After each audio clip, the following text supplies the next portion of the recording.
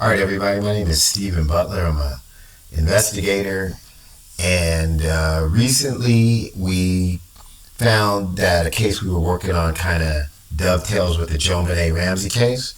So I'm going to try to give you a visual representation of some new evidence that we found that a person of interest that we've been dealing with in another case seemed to have had a relationship with Kingston in some communications. And we realized that this person wasn't in Kingston, Jamaica. We thought it had something to do with Kingston, New York, but we accidentally came upon some information that a Kingston, Ontario, Canada existed. Who knew, right? We know that he is in Ontario, Canada, right, in that area. And so we went to the map, and something in the JonBenet Ramsey ransom note that we could not figure out finally makes sense. So in the JonBenet Ramsey ransom note, in this area of the note, this symbol right here represents what we call the package that can probably contain the ransom note on a floppy disk. That's what we think this little thing represents, is a floppy disk, right? The JonBenet Ramsey ransom note, as you can see right here, has letters that look like pictures and pictures that look like letters. These are people. These are people. This is a person. This is an area and a person. So we believe that this person calls himself Tex the Texan, or what we know him as from 1971, a person who faked his death, Albert Lee Terry Jr., that has this amazing skill to make letters look like pictures and pictures look like letter, created the JonBenet Ramsey ransom note. So in this area, we believe that this represents the intruder that eventually went into the JonBenet Ramsey home and murdered her. But this ransom note, which was an instructional guide for what we believe this symbol is what is the intruder, right? That he used this for showing the intruder a person with goggles on, night vision, and a hazmat suit as the intruder. There's another part in the ransom note that shows this individual. So we've got the intruder here, we've got the intruder here, and here it's telling the people, okay, when you get this information and you're able to verify it from some other images that we put in the ransom note that exist on page 31 of the Carson and Barnes official route guide for 1995 and 1996, and you've validated that this is the message, right? When you look into it, you will see evidence of how it got to you, so that you know that this is what you were supposed to receive from a person that is not in the United States, that you may not have met personally. So if this is the Texan or Tex or Albert Lee Terry Jr., and this is the ransom note, and this is the intruder, how did this get from him to him? Well, it's saying it's going to get to you. You're getting this. This is the area where it's telling him how he's going to get it, or her, whoever, and it's going to be carried. So this is people carrying the package, right? This woman right here is represented as a mermaid, a person that existed in the Carson and Barnes circuits, right? And this is a topography map of how it gets to the intruder. It's also over here. It goes to someone, the package to the intruder. We think we figured out where that is, right? So this area right here represents an area around Kingston, right here. We believe that this is Kingston, Ontario, and this is the lake right here, right? And that it's going to get to the mermaid, who's going to give it to the intruder, right? Or she may be part of the people carrying it. I have no idea, but it's if you forget that this is the woman and the mermaid, he's using it for two purposes, and that you see that this is the lake, which I'll expand in a minute, right? And that it's going to get from the lake to you. We believe that this part of the thing right here is how it gets over the space right here is the U.S. border. So in the map, this white line is the U.S. border. So we're going from Kingston to Boulder, Colorado. But this just shows this one part about how it gets into the United States and then gets on its path to Colorado. So this would be right here, the package getting to you, being carried from Kingston, Ontario, from the lake over into the United States, and then on its way to the family. All right? So this point right here, we believe, is right there. Alexandria Bay in New York. So this is the American side. And so it came over. So this is the over. That's this part right here. So right here it says, take the exit onto Ontario 137 south towards I-81 Hill Island, Ontario, the bridge, a toll road entering the United States of America and New York. That is where that point is. And then this point starts in Alexandria Bay, which is on the U.S. side as you come off the toll road, and then it comes down, right,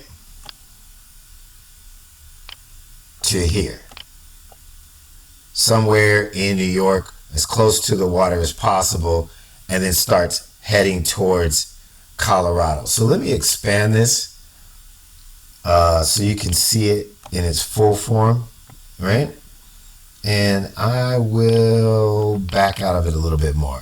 So yeah, so it comes over into the United States down here, and then so you're basically taking the 81 to the 90, and then you're heading off over to Colorado. And so we'll show you how that is on the big screen. So we believe that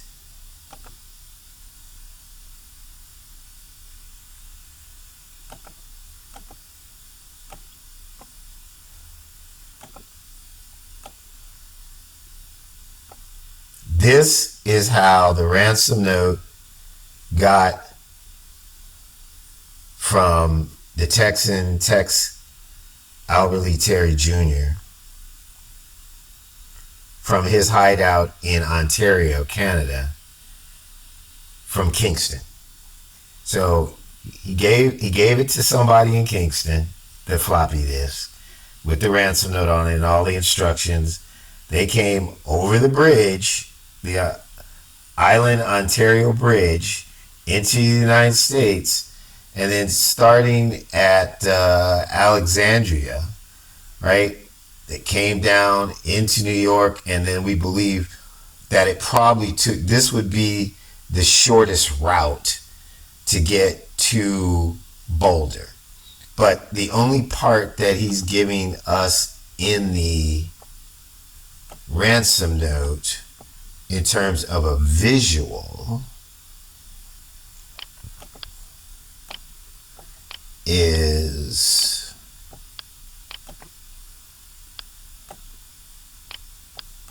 this right here. So again, this little bow right here and starting right here, that would be Alexandria Bay, making that turn, right here, and then heading down,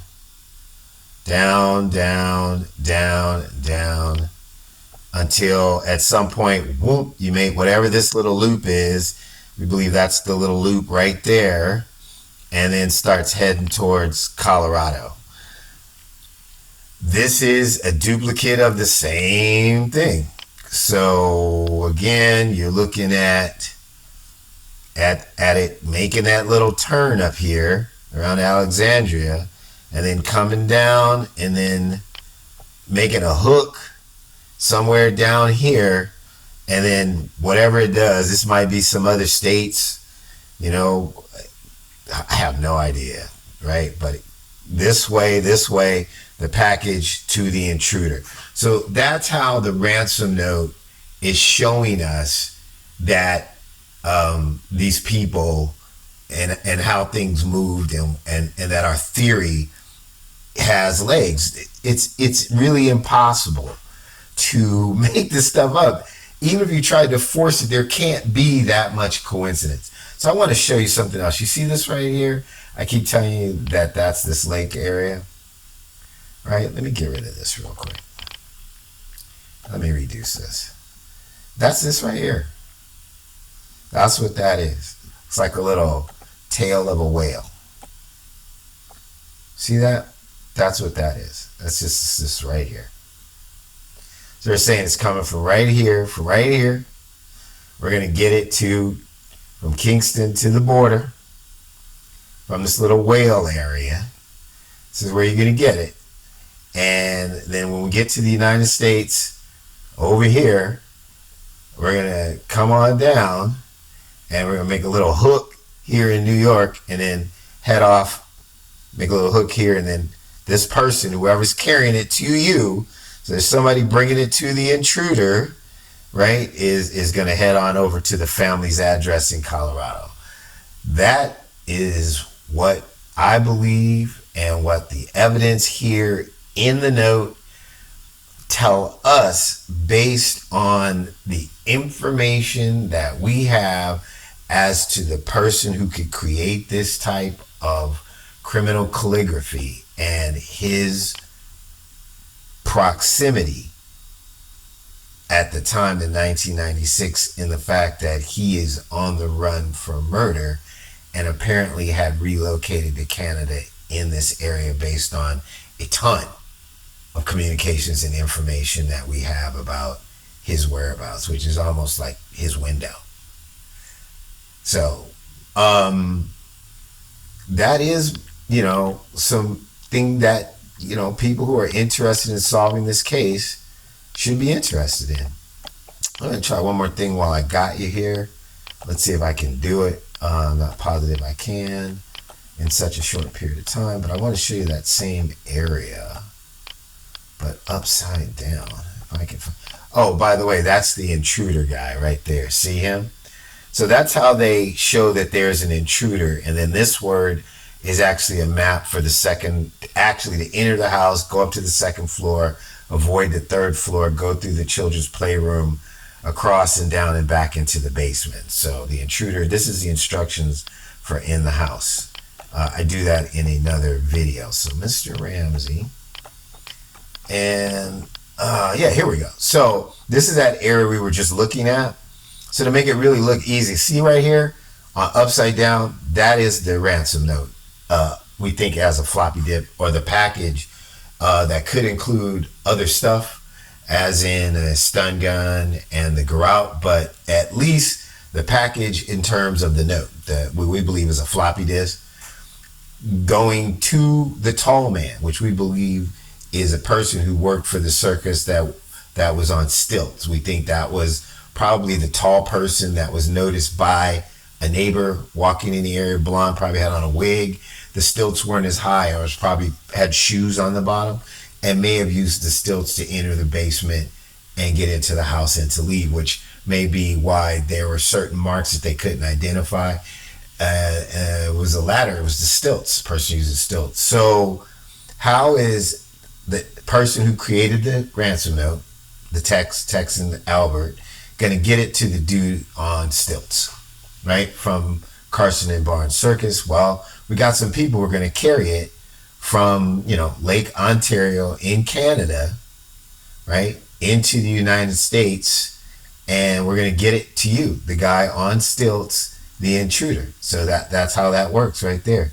So this is how you're going to get it, Intruder, the man on stilts, from me. Here comes the note to you from people leaving Ontario, Canada, Kingston, crossing over into the United States, coming down, heading towards Boulder, Colorado, to another person who's going to get it to you, the intruder, who's going to be the guy who actually does the murder. That's exactly what I believe happened. According to the note, according to the forensics, it would be truly impossible to think that anybody would go through all this and it not be true. So again, let me reduce this part and come back to it because we need to be right side up again to see this correlation. So we saw it upside down. You saw how clear it was that somebody was carrying a package, right? And we're talking about that area right there, ultimately culminating in this. So this is here, boom, heading towards Colorado, right there, right? This is this part right here, right? Let's get a little bigger. And this would be from Alexandria Bay in New York. So they made it to Alexandria Bay in New York, right here. And that makes that little loop right there, makes that little loop heading down to that, right? And the split right here is to show you this white line that is the border between the United States and Canada. So he's saying, okay, right here, we're gonna get from here, Kingston, right here, Kingston, on the edge of the water. So it's over here. Here's the water edge right here. Kingston, Ontario, right here, from here, gonna come over to here, come down, right? Come down over the border down into Alexandria. So this is coming down to Alexandria here, down here to the loop and on its way to, see, Kingston, New York, Boulder, to the address, JonBenet Ramsey's address.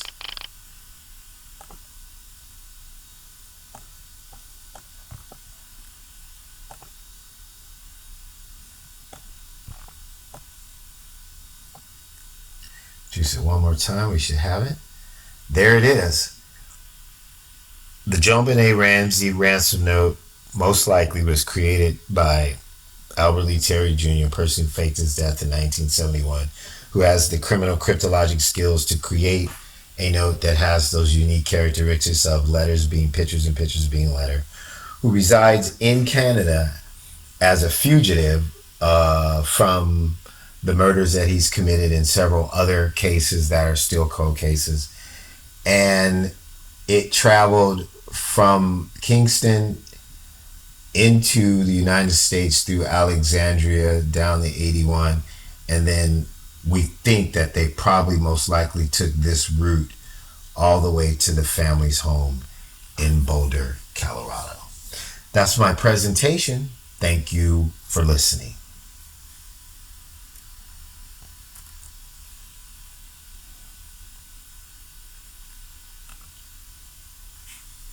All right, everybody, my name is Stephen Butler. I'm an investigator, and recently we found that a case we were working on kind of dovetails with the JonBenet Ramsey case. So I'm going to try to